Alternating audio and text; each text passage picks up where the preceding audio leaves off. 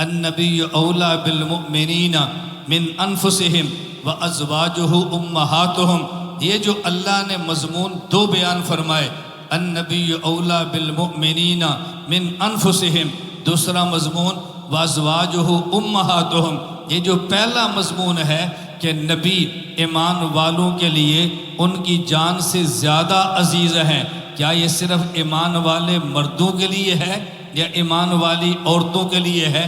ایمان والا مرد بھی نبی کو جان سے عزیز سمجھتا ہے، ایمان والی عورت بھی نبی کو اپنی جان سے زیادہ عزیز سمجھتی ہے، لیکن مردوں کا تذکرہ تغلیباً ہے۔ الرجال قوامون علی النساء الرجل خیر من المرأة، چونکہ طبعاً رجل کی عورت پہ فضیلت ہے، فوقیت ہے، اس لیے عموماً قرآن خطاب دونوں کا کرتا ہے، صیغہ مذکر کا ذکر کرتا ہے، بالمؤمنین میں مؤمنات بھی شامل ہیں، تقریباً مؤمنات فرمایا، مؤمنین فرمایا۔ اگر آیت کے پہلے حصے میں مؤمنین اور مؤمنات بھی شامل ہیں، وَأَزْوَاجُهُ أُمَّهَاتُهُمْ میں پھر مؤمنات اور مؤمنین شامل کیوں نہیں ہوں گے؟ قرینہ بتا رہا ہے مؤمنات کی بھی مائیں ہیں، ایمان والے مردوں کی بھی مائیں ہیں۔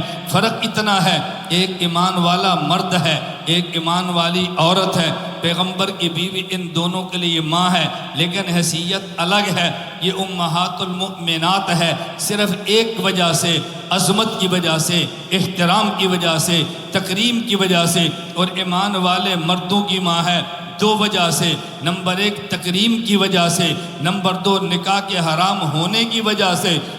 پیغمبر کی بیوی ایمان والے مردوں کی ماں ہے، کیا معنی؟ احترام کریں ماں کی طرح۔ نمبر دو، ان کا رشتہ ان سے حرام ہے نکاح کا، ماں کی طرح، لیکن پیغمبر کی بیوی کی ماں ہے، صرف احترام کرے ماں کی طرح، رشتے کا تو سوال ہی وہاں نہیں ہے۔ یہ تو جی میں نے پیش کی ہے بات سمجھانے کے لیے، آگے چلیں۔ النبی اولا بالمؤمنین النبی اولا بالمؤمنین من انفسہم وازواج امہاتہم، پیغمبر کی بیوی سے، پیغمبر کی وفات کے بعد ان کی پیغمبر کی بیوی سے مؤمنین کا کسی مرد کا نکاح جائز نہیں ہے۔ نکاح کے جائز نہ ہونے کی وجہ کیا ہے؟ میں علماء سے کہا کرتا ہوں، ایک یہ ہے کہ قرآن کہتا ہے کہ تم پیغمبر کی بیوی سے ان کی وفات کے بعد نکاح نہ کرو، بات ختم ہوگی۔ جب ہم اس کی وجہ بیان کرتے ہیں کہ جی پیغمبر کی بیوی سے مومنات، پیغمبر کی بیوی سے پیغمبر کی وفات کے بعد کسی کا نکاح جائز نہیں ہے، ایک ہے قرآن کہتا ہے، پھر ہم اس کی وجہ بیان کرتے ہیں۔ وجہ دو بیان کرتے ہیں۔ نمبر ایک وجہ کہ پیغمبر کی بیوی سے امت کا نکاح اس لیے حرام ہے کہ وہ ماں ہے۔ میرا سوال ہے، یہ ماں جسمانی ہے یا ماں روحانی ہے؟ کہتا ہے جی ماں روحانی ہے۔ میں کہتا ہوں شیخ کی بیوی روحانی ماں ہے، استاذ کی بیوی روحانی ماں ہے، تو وہاں تو نکاح حلال ہے، پھر اور تو جی کیا کریں گے؟ کبھی ہم نے کہا پیغمبر کی بیوی سے نکاح حرام ہے، حرام ہونے کی وجہ کیونکہ پیغمبر قبر میں زندہ ہے اور زندہ کی بیوی سے نکاح نہیں ہوتا۔ میں اس پہ سوال کروں گا، پیغمبر کا قبر میں زندہ ہونا یہ عبارت النص سے ثابت نہیں ہے، شہید کا زندہ ہونا عبارت النص سے ثابت ہے، تو شہید کی بیوی سے تو نکاح جائز ہے۔ اگر وجہ حیات ہے تو یہ تو ہم اعتراض میں شہید پیش کریں گے، وجہ روحانی ماں ہے تو ہم سوال میں روحانی باپ استاد یا پیر پیش کریں گے، تو جی کیا کریں گے؟ بات توجہ سے سمجھنا۔ میں بانی دارالعلوم دیوبند قاسم العلوم والخیرات مولانا محمد قاسم ننوتوی کے ان علوم پہ بات کرتا ہوں کہ جس کے ہم نے صفحے بند کر دیے، پڑھنا مشکل ہے، سمجھ نہیں سکتے، یہ بڑوں کے علوم ہے، ہماری ان تک رسائی نہیں ہے، میں ان کو کھولنے لگا ہوں۔ مولانا قاسم ننوتوی فرماتے ہیں کہ دنیا میں موت امت پر بھی آتی ہے، دنیا میں موت نبی پر بھی آتی ہے۔ اللہ نے موت کے لیے لفظ قبضن استعمال کیا ہے، قبض روح۔ قبضن کے دو معنی ہے، ایک قبضن کا معنی خروجن ہے، ایک قبضن کا معنی حبسن ہے۔ خروجن کا معنی نکل جانا ہے، حبسن کا معنی سمٹ جانا ہے۔ آپ میری طرف دیکھیے، یہ میرے ہاتھ میں قلم موجود ہے، میں نے اپنے ہاتھ میں قلم کو لیا، میں نے ہاتھ پھیلا دیا، میں کہتا ہوں بسطت یدی، میں نے ہاتھ پھیلا دیا، میں نے یوں ہاتھ کو بند کیا، میں کہتا ہوں قبضت یدی، میں نے ہاتھ کو سمیٹ لیا۔ اب یہ قبضت یدی کا معنی نکلنا نہیں ہے، قبضت یدی کا معنی سمٹنا ہے، کبھی قبضن کا معنی حبسن ہے اور کبھی قبضن کا معنی خروجن ہے۔ خروجن کا معنی کیا ہے؟ یہ ٹوپی ان کے پاس موجود ہے، میں نے ٹوپی لے لی ہے، توجہ رکھیں، دانت مت نکالیں، بات سمجھے، میں نے ٹوپی ان سے لے لی ہے، پہلے ٹوپی ان کے قبضے میں تھی، اب ٹوپی میرے قبضے میں ہے، ان کے قبضے سے نکلی ہے، میرے قبضے میں آئی ہے، اب اس کا معنی خروجن ہے۔ تو قبضن کے دو معنی ہیں، کبھی قبضن کا معنی خروجن ہے، کبھی قبضن کا معنی حبسن ہے۔ اللہ نے احادیث اٹھا کے دیکھ لیجئے، آپ کو بار بار موت کے لیے قبضن کا معنی، قبضن کا لفظ نظر آئے گا۔ ننوتوی فرماتے ہیں جب نبی پر موت آئے تو قبض روح کا معنی حبسن ہے، جب امتی پر موت آئے تو قبض روح کا معنی خروجن ہے۔ خروجن کا معنی الگ ہے، حبسن کا معنی الگ ہے۔ اس پہ دو قرینے سمجھے۔ قرینہ نمبر 1، قرآن کریم کہتا ہے انک میت وانہم میتون، انک میت۔ پانی والے بیٹھ جاؤ، بٹھاؤ اس کو، توجہ رکھے، میں مسئلہ سمجھا رہا ہوں، تھوڑی دیر مسئلہ سمجھو۔ انک میت وانہم میتون، اللہ فرماتا ہے انک میت، یہ خطاب پیغمبر کو ہے، انہم میتون، توجہ، یہ خطاب امت کو ہے۔ میتون کا لفظ امت کے لیے، نبی کے لیے، میتون کا لفظ امت کے لیے ہے۔ بھئی میتون بھی لفظ ہے، میتون بھی لفظ ہے، اگر جو معنی میتون کا ہے وہی معنی میتون کا ہے تو مولانا قاسم ننوتوی فرماتے ہیں قرآن کو کہنا چاہیے تھا انکا وہم میتون، لفظ ایک مرتبہ میتون آ جاتا، نبی کے لیے میتون آیا، امت کے لیے میتون آیا۔ اور بلاغت کا قاعدہ سمجھیں، اگر لفظ ایک آئے اور اس کو دوبارہ ذکر کریں، جسے تکرار کہتے ہیں، ایک لفظ کو دو بار ذکر کرے اور معنی ایک ہو، اسے تاکید کہتے ہیں۔ ایک لفظ کو دو بار کہے، معنی الگ الگ ہو، اسے استیناف کہتے ہیں۔ توجہ رکھیں، ایک لفظ دو بار ہے، تکرار ہے، معنی ایک ہو، اسے تاکید کہتے ہیں۔ لفظ ایک ہو، دو بار آئے، تکرار اور معنی الگ ہو، اسے استیناف کہتے ہیں۔ اور بلاغت کا قاعدہ یہ ہے استیناف تاکید سے اولا ہے۔ میتون کا معنی بھی وہی ہے، میتون کا معنی بھی وہی ہے، یہ تاکید ہے۔ میتون کا معنی الگ ہے، میتون کا الگ ہے، یہ استیناف ہے۔ اور بلاغت کہہ رہی ہے استیناف تاکید سے اولا ہے۔ پھر مان لے نبی کے لیے میتون کا معنی الگ ہے، امت کے لیے میتون کا معنی الگ ہے۔ نبی کے لیے میتون آئے تو معنی حبس روح ہے، امت کے لیے میتون آئے تو معنی خروج روح ہے۔ میں دوسری دلیل پیش کرنے لگوں، بھئی نیند اور موت یہ آپس میں دونوں بہنیں ہیں۔ جب ہم رات کو سوتے ہیں کہتے ہیں اللہم بسمک اموت و احیا، یہ سونے لگے تھے، اموت کہا ہے۔ جب صبح اٹھتے ہیں الحمدللہ الذی احیانا بعد ما اماتنا، یہ رات کو سو کر اٹھے ہیں، اماتنا کیوں کہا ہے؟ نیند اور موت آپس میں دونوں بہنیں ہیں۔ قیامت کو کافر اٹھے گا، کہے گا یا ویلنا من باسنا من مرقدنا، سونے کی جگہ کو مرقد کہا ہے۔ حدیث پاک میں ہے جب انسان قبر میں ہے سوال اور جواب ہو جاتے ہیں، اگر مومن ہو فرشتہ کہتے ہیں نم کا نومت العروس، سو جا، اس موت کو نیند کہہ رہے ہیں۔ میں دلائل دے رہا ہوں کہ قرآن کریم کو دیکھ لو، حدیث کو دیکھ لو، نیند پر لفظ موت آیا ہے، موت پر لفظ نیند آئی ہے۔ موت اور نیند آپس میں دونوں بہنیں ہیں، تو امت کی نیند بھی دیکھ لو، نبی کی نیند بھی دیکھ لو۔ بخاری میں روایت موجود ہے، اللہ کے پیغمبر سوئے ہیں، آپ اٹھے ہیں، وضو نہیں کیا، آپ نے نماز پڑھ لی ہے۔ امی عائشہ تعجب سے پوچھتی ہے اللہ کے نبی آپ نے وضو نہیں کیا اور آپ نے نماز پڑھ لی؟ فرمایا یا عائشہ عنایتنا مانے بلا ینام قلبی، میں نبی ہوں، میں امتی نہیں ہوں، امتی سو جائے اس کی آنکھ بھی سوتی ہے، امتی سو جائے اس کا دل بھی سوتا ہے، اور نبی سو جائے اس کی آنکھ سوتی ہے، دل جاگتا ہے۔ تو پتہ چلا نبی کی نیند الگ ہے، امت کی موت الگ، امت کی نیند الگ ہے، اور موت اور نیند آپس میں بہنے ہیں۔ تو پھر مان لے نبی کی موت الگ ہے، امت کی موت الگ ہے، نبی کی موت کا معنی الگ ہے، امت کی موت کا معنی الگ ہے۔ میں سمجھانے لگا ہوں، جب امتی پہ موت آتی ہے تو روح پورے جسم سے نکل جاتی ہے، اور بعد میں روح کا اعادہ ہوتا ہے اور سوال و جواب ہوتا ہے۔ اور یہ بات ذہن میں رکھ لیں، قبر میں سوال و جواب امت سے ہوتا ہے، قبر میں سوال اور جواب نبی سے نہیں ہوتا۔ امت کی روح نکل جاتی ہے، پھر روح کو لٹایا جاتا ہے سوال و جواب کے لیے۔ پیغمبر سے سوال و جواب قبر میں نہیں ہوتا۔ تو امتی پہ موت آئی ہے، روح نکل گئی ہے، پھر روح لوٹی ہے، اور پیغمبر پہ موت آئی ہے، یہ روح نکلی نہیں ہے۔ وہ روح مبارک جو پورے جسد مبارک میں پھیلی ہوئی تھی، وہ قلب اطہر میں سمٹ گئی ہے، قلب اطہر میں سمٹ گئی ہے، قبض حبس روح، اور پھر یوں پھیل گئی ہے۔ اب میری بات توجہ سے سمجھنا، ایک معاملہ شہید کا ہے، ایک معاملہ نبی کا ہے، دونوں میں فرق کیا ہے؟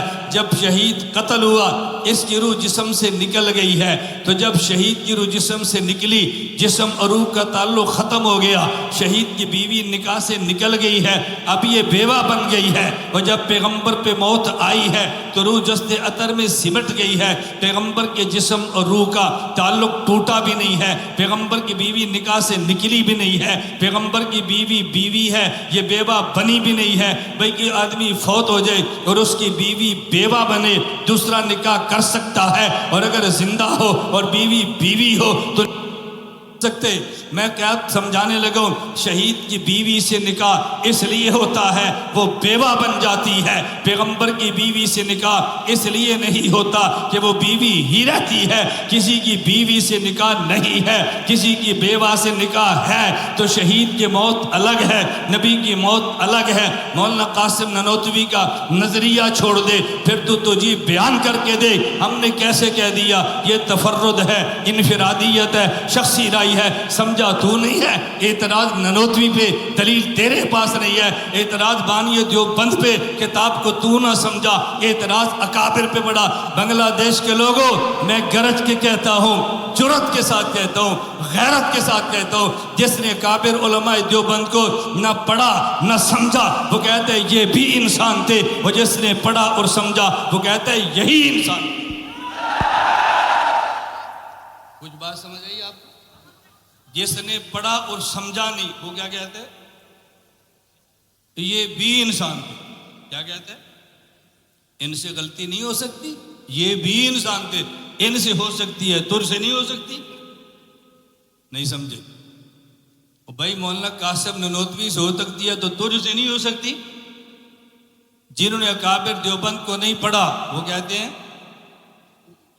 لفظ یاد رکھو نا، جس نے اکابر علماء دیوبند کو نہیں پڑھا وہ کہتا ہے یہ بھی انسان تھے، اور جس نے پڑھا اور سمجھا وہ کہتا ہے یہی انسان تھے۔ میں نے اکابر کو پڑھا ہے، سمجھا ہے، میں کہتا ہوں یہی انسان تھے۔ ہم انسانیت کے ماتھے پر بدنما داغ ہے۔ ہمیں لوگ دیکھتے ہیں تو دیوبند سے نفرت کرتے ہیں، ان کو دیکھتے تھے دیوبند پہ ٹوٹ پڑتے تھے۔ قصور میرا اور آپ کیا ہے، قصور ان کا نہیں ہے۔ میں بات سمجھا رہا تھا، مولانا قاسم نانوتوی کا نظریہ سمجھے، مولانا قاسم نانوتوی کا نظریہ سمجھے۔ میں ایک روایت پیش کرتا ہوں، اس پہ آپ نے سنی ہوگی بحثیں، ہماری بحث سنیں۔ اللہ کے پیغمبر صلی اللہ علیہ وسلم دنیا سے رخصت ہو گئے، توجہ، اللہ کے نبی پہ موت آ گئی، اللہ کے نبی وفات پا گئے، آپ دنیا سے چلے گئے۔ صحابہ کرام 3 حصوں میں تقسیم ہوئے ہیں۔ عام صحابہ کرام یہ کہہ رہے ہیں اللہ کے نبی فوت ہو گئے۔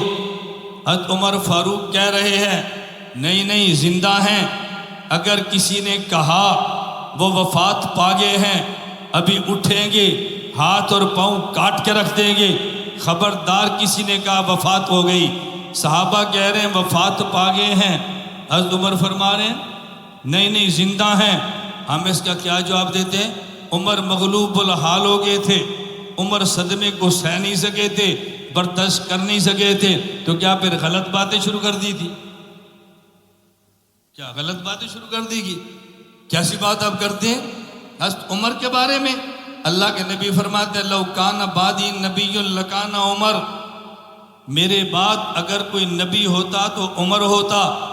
اور آپ کہتے ہیں نہیں جی عمر ایسی باتیں کر گے، صدمے سے دوچار ہو گے، تو صدمے سے دوچار ہو کے حق کہنا چھوڑ دیں گے؟ یہ عمر کی شان بیان ہو رہی ہے۔ حضرت عمر کے بارے میں سمجھیں، میں درمیان میں بات یہ کہہ دوں، لو کان بعدی نبی لکان عمر، اگر میرے بعد کوئی نبی ہوتا تو عمر ہوتا۔ چونکہ میرے بعد کسی نبی نے پیدا نہیں ہونا، عمر کو نبوت نہیں ملی۔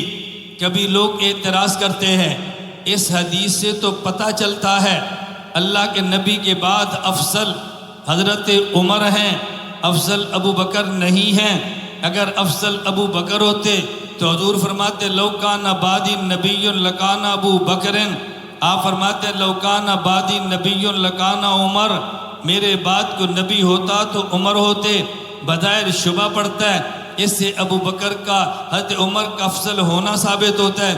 میں نے کہا نہیں بات توجہ سمجھنا، نبی کی جتنی صفات ہیں ان صفات کا خلاصہ دو صفتیں ہیں۔ نمبر 1 صفت بشیر ہے، نمبر 2 صفت نذیر ہے۔ صفت بشیر جمالی ہے، صفت نذیر جلالی ہے۔ صفت بشیر جمالی ہے، صفت نذیر جلالی ہے۔ پیغمبر کی صفات کا خلاصہ بشیر اور نذیر ہے۔ بشیر جمالی اور بشیر نذیر جلالی۔ کسی نبی پہ غلبہ جمال کا ہوتا ہے، کسی نبی پہ غلبہ جلال کا ہوتا ہے۔ آدم علیہ السلام سے چلے حضرت موسیٰ تک آئیں، آخری نبی حضرت موسیٰ، ان پہ غلبہ جلال کا ہے۔ ان کے بعد حضرت عیسیٰ، ان کے بعد غلبہ جمال کا ہے۔ اس کے بعد حضور پاک صلی اللہ علیہ وسلم آئے، ان پہ غلبہ جمال کا ہے۔ توجہ، جب ایک نبی آئے جس پہ غلبہ جمال کا ہے تو بعد والا جس پہ غلبہ جلال کا ہے۔ اگر ایک نبی جس پہ غلبہ جلال کا ہے تو بعد والا جس پہ غلبہ جمال کا ہے، یہ جوڑی چلتی ہے۔ حضرت موسیٰ اور عیسیٰ، حضرت موسیٰ پہ غلبہ جلال کا ہے، حضرت عیسیٰ پہ غلبہ جمال کا ہے۔ بعد میں اللہ کے نبی محمد آئے، ان پہ غلبہ جمال کا ہے۔ اگر ان کے بعد کوئی نبی آتا تو وہ آتا جس پر غلبہ جلال کا ہوتا۔ صدیق جمالی ہے، عمر جلالی ہے۔ صدیق جمالی ہے، عمر جلالی ہیں۔ یہ فضیلت نہیں بتائی جا رہی، یہ بتایا جا رہا کہ مثل بار اگر نبی ہوتا تو وہ آتا جس پر جلال کا غلبہ ہوتا۔ جلال کا غلبہ عمر پر ہے، ابو بکر پہ جمال کا غلبہ ہے۔ توجہ رکھنا، بات بڑھ جائے گی، میں جمال و جمال پہ بات شروع کروں گا، آپ کی مغرب کی اذان شروع ہو جانی ہے، اور میں اپنی گھڑی دیکھ کر بیان کرتا ہوں، میں آگے نہیں بڑھتا۔ میں جلال اور جمال کی بات نہیں کرتا۔ لوگ ہم سے پوچھتے ہیں او بھائی تم یہ بتاؤ، امام بخاری امیر المومنین فی الحدیث ہے، تم اس کی تقلید نہیں کرتے، تقلید تم کرتے ہو حضرت امام ابو حنیفہ کی۔ میں نے کہا میں آپ سے پوچھتا ہوں، پیغمبر کے جانے کے بعد امیر المومنین فی الحدیث صحابہ میں کون ہے؟ آپ کہتے ہیں ابو ہریرہ رضی اللہ عنہ۔ تو میں پوچھتا ہوں پھر اللہ کے نبی کے بعد آپ امام کسے مانتے ہیں؟ کہتا ہے جی ابو بکر کو۔ میں نے کہا امیر المومنین فی الحدیث تو ابو ہریرہ ہے، آپ نے ابو بکر کو امام کیوں مانا؟ ہم پہ تم نے اعتراض کیا امیر المومنین فی الحدیث تو امام بخاری ہے، تم نے حضرت امام ابو حنیفہ کو امام کیوں مانا؟ میں نے کہا فرق سمجھنا، حضرت ابو بکر صدیق بھی مسئلہ پیغمبر والا بتاتے ہیں، حضرت ابو ہریرہ بھی مسئلہ پیغمبر والا بتاتے ہیں۔ فرق یہ ہے صدیق پہ غلبہ خشیت کا ہے، ابو ہریرہ پہ غلبہ محبت کا ہے۔ صدیق خشیت کی وجہ سے قال رسول اللہ کہتے ڈرتا ہے، مسئلہ نبی والا بتاتا ہے۔ ابو ہریرہ پہ غلبہ محبت کا ہے، وہ قال رسول اللہ کہہ کے بتاتا ہے۔ حضرت امام ابو حنیفہ پہ غلبہ خشیت کا ہے، مسئلہ نبی والا بتاتا ہے، قال ابو حنیفہ کہہ کے بتاتا ہے۔ امام بخاری پہ غلبہ محبت کا ہے، مسئلہ نبی کا بتاتا ہے، قال رسول اللہ کہہ کے بتاتا ہے۔ امیر المومنین یہ ہے اور امام وہ ہے، ابو ہریرہ امیر المومنین یہ ہے اور امام وہ ہے۔ کچھ بات سمجھ آئی؟ میں جلال اور جمال پہ مثالیں دیتا جاؤں، ہم نے دیوبندیت کو یوں قبول نہیں کیا ہم نے حنفیت کو یوں قبول نہیں کیا، میری بات کو پورا عالم سنتا ہے، میں حنفی ہوں اور اندھا مقلد نہیں ہوں، دیکھ کے مقلد ہوں، میں دیوبندی ہوں، اندھا مقلد نہیں ہوں، میں دیکھ کے دیوبندی ہوں۔ میں پہلے بھی حنفیت کی بات کرتا تھا، آج بھی کرتا ہوں، پہلے بھی دیوبندیت کی کرتا تھا، میں آج بھی کرتا ہوں۔ نہ میں نے کبھی رابطہ کوفے سے کیا ہے، اب بھی حنفی ہوں، نہ میں نے کبھی رابطہ دیوبند کی دیوار سے کیا ہے، اب بھی دیوبندی ہوں۔ ہم حنفی اور دیوبندی دلیل کی بنیاد پر ہیں، صرف عقیدت کی بنیاد پہ نہیں ہیں۔ ہم اہل بدعت نہیں ہیں، توجہ، ہم اہل بدعت نہیں ہیں کہ محض عقیدت پہ گاڑی چلائیں، ہم عقیدت بھی رکھتے ہیں، ہم دلیل بھی رکھتے ہیں۔ کچھ بات سمجھ آئی؟ میں بات سمیٹتا ہوں، توجہ رکھیں۔ میں یہ بات کہہ رہا تھا، صحابہ کی 3 قسمیں۔ اللہ کے نبی وفات پا گئے، صحابہ نے کہا حضور فوت ہو گئے۔ حضرت عمر بن خطاب رضی اللہ عنہ فرمائے نہیں، حضور زندہ ہیں۔ ابو بکر صدیق ہے، سبحان اللہ، ابو بکر صدیق ہے، فرمایا من کان یعبد محمدن فإن محمدن قد مات، جو حضرت محمد کی عبادت کرتا ہے وہ سنیں وہ فوت ہو گئے ہیں۔ ومن کان یعبد اللہ فإنہ حی لا یموت، جو اللہ کی عبادت کرتا ہے وہ سنیں اللہ حی لا یموت ہے۔ صدیق کے جملے سمجھنا، صدیق بتانا کیا چاہتے ہیں؟ صحابہ کرام نے نبی پاک کو بارے میں سمجھا حضور فوت ہو گئے ہیں، کیوں؟ نیند موت کی بہن ہے، امت پہ نیند آتی ہے، آنکھ پر بھی آتی ہے، دل پر بھی آتی ہے۔ نبی پہ نیند آتی ہے، آنکھ پہ آتی ہے، دل پہ نہیں آتی۔ اگر امتی سویا ہو، امتی کا دل بھی سو رہا ہے، آنکھ بھی سو رہے ہیں، کہتے ہیں سویا ہوا ہے۔ نبی سو رہا ہو، دل جاگتا ہے، آنکھ سوتی ہے، کہتے ہیں سو رہا ہے، حالانکہ دل جاگ رہا ہے، لیکن یہ تو نہیں کہتے کہ جاگ رہا ہے، کہتے ہیں بھی سو رہا ہے۔ نبی کی نیند اتنی ہی ہے کہ آنکھ سو جائے۔ صحابہ کہہ رہے ہیں حضور وفات پا گئے ہیں، کیوں؟ صحابہ کی نگاہ نبی کی آنکھ پر ہے، وفات پا گئے ہیں۔ حضرت عمر کہہ رہے ہیں نہیں زندہ، کیونکہ عمر کی نگاہ نبی کے قلب اطہر پر ہے۔ ایک پہلو پہ بات کر رہا ہوں، النبی اولا۔ میں کبھی کہا کرتا ہوں کہ مجھے 4 گھنٹے چاہیے۔ میں بھی بنگلہ دیش آیا ہوں، میں نے میزبان سے منع کیا میرا کوئی عوامی جلسہ نہ رکھے۔ میری عادت ہے کہ میں میزبان کے سامنے بولتا نہیں ہوں، کہا جی آج جلسہ ہے، میں نے کہا چلو۔